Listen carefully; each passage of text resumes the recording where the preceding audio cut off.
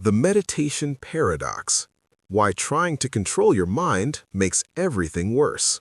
Have you ever sat down to meditate, closed your eyes, and instead of finding peace, your mind turned into a chaotic circus? Suddenly, you're thinking about tomorrow's meeting, that embarrassing thing you said 5 years ago, your grocery list, and whether you left the stove on. And the harder you try to stop those thoughts, the louder they become. Here's what nobody tells you. You're not failing at meditation. You're actually succeeding at something your mind was never designed to do. In the next 5 minutes, I'm going to reveal why the entire premise of clearing your mind is based on a fundamental misunderstanding of how consciousness works. And more importantly, I'll show you the counterintuitive approach that actually brings the mental clarity you're desperately seeking. Let me start with a truth that might sound completely backward. Meditation has never been about emptying your mind. Think about that for a moment. We've been sold this idea that a successful meditation session means achieving some thought-free, blank slate state of consciousness. But here's the problem with that goal. It's psychologically impossible. Your brain produces somewhere between 50,000 to 70,000 thoughts per day. That's your mind's job. Trying to stop your mind from thinking is like trying to stop your heart from beating. You can't just flip a switch and turn off millions of years of evolutionary programming that's designed to keep you alert, aware, and processing information. So why do we keep trying to force our minds into submission? Because we fundamentally misunderstand what thoughts actually are and what our relationship to them should be. Most of us walk through life in a state I call thought possession. We don't have thoughts, thoughts have us. A worry pops up and within seconds we're completely absorbed in an entire mental movie about worst-case scenarios. A craving appears and we're immediately strategizing how to satisfy it.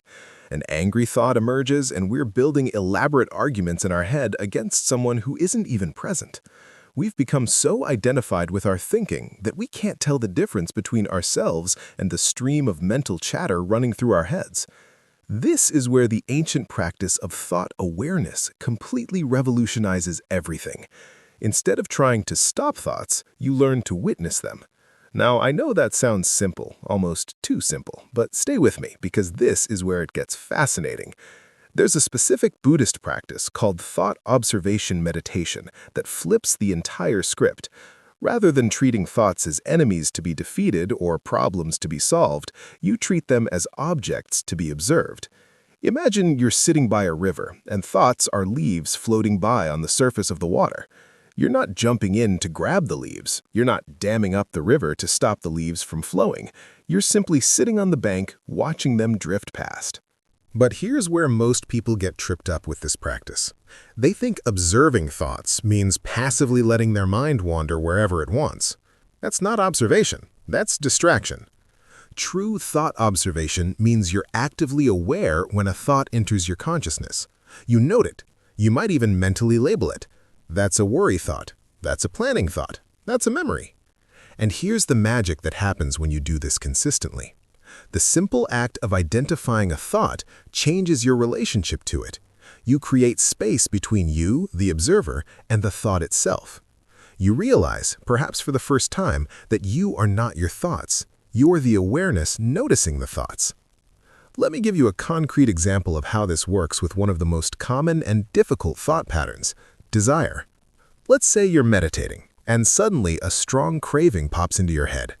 Maybe it's for food. Maybe it's sexual. Maybe it's for validation on social media.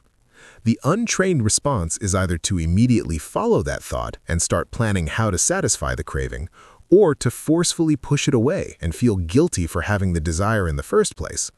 Both of these responses keep you trapped in the thought. But the awareness approach does something radically different. You notice the desire arising, you acknowledge it without judgment. There's a desire for chocolate. There's a sexual thought. There's a craving for approval.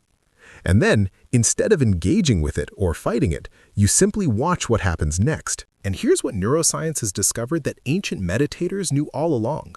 When you observe a thought or emotion without feeding it with more thinking, it follows the natural arc. It rises, peaks, and then fades, usually within 90 seconds.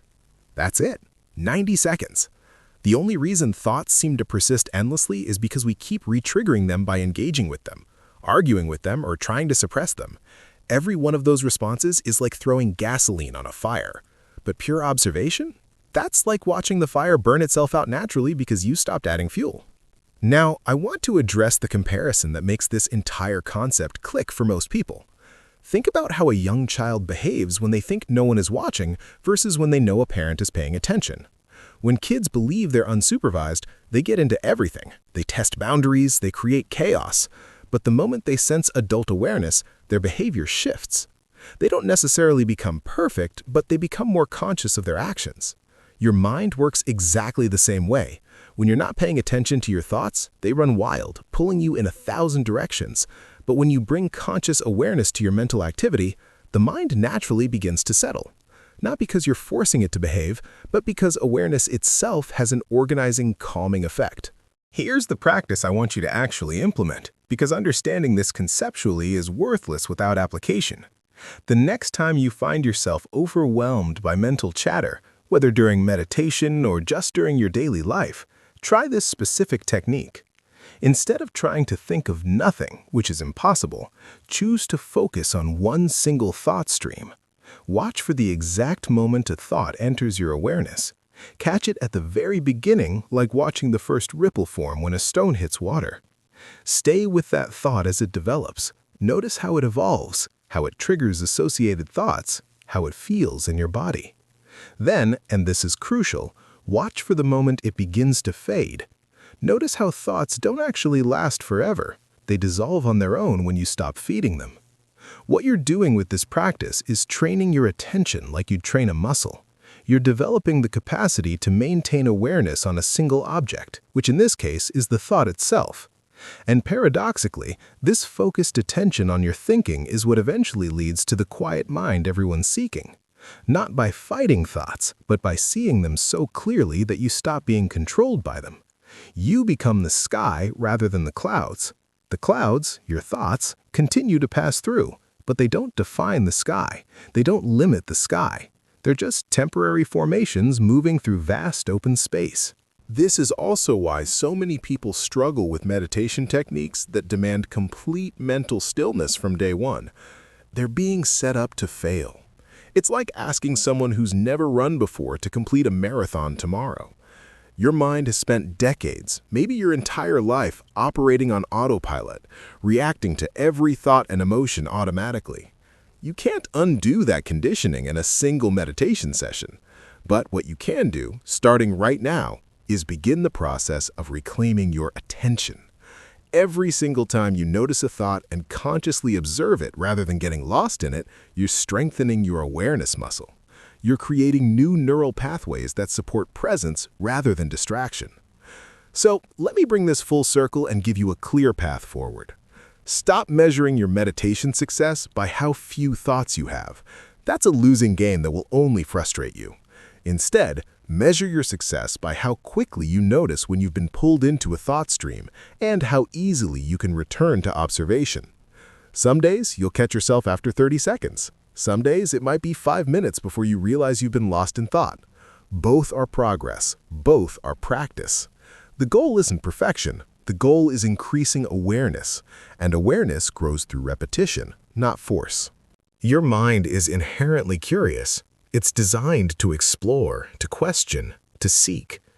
You can't and shouldn't try to turn that off. What you can do is redirect that natural curiosity inward. Instead of your mind constantly scanning the external world for problems to solve or pleasures to pursue, you teach it to observe itself. This self-observation is what creates the spaciousness, the clarity, and the peace you've been chasing. Not by emptying the mind, but by filling it with awareness. That's the real secret.